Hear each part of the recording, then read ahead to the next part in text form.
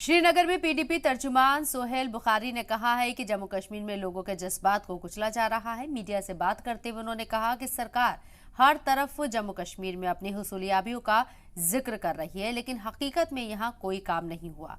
जम्मू कश्मीर में जमहूरियत का गला घोटा जा रहा है।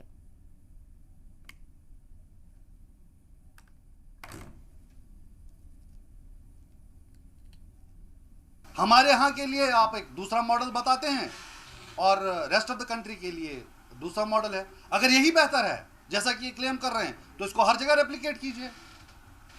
जहां तक हमारी स्ट्रगल की बात है, हम हर महाज पे इसके लिए लड़ते रहेंगे, पॉलिटिकली और डेमोक्रेटिकली।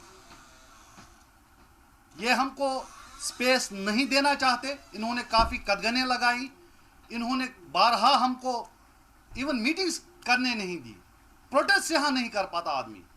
लेकिन हम जितना मुमकिन हो सके यहां के अवाम के जज्बात की तर्जुमानी करते रहेंगे। पॉलिटिकली, कॉन्स्टिट्यूशनली हमारे हुकूक जो हैं उनके लिए लड़ते रहेंगे। उससे हमको कोई नहीं रोक सकता।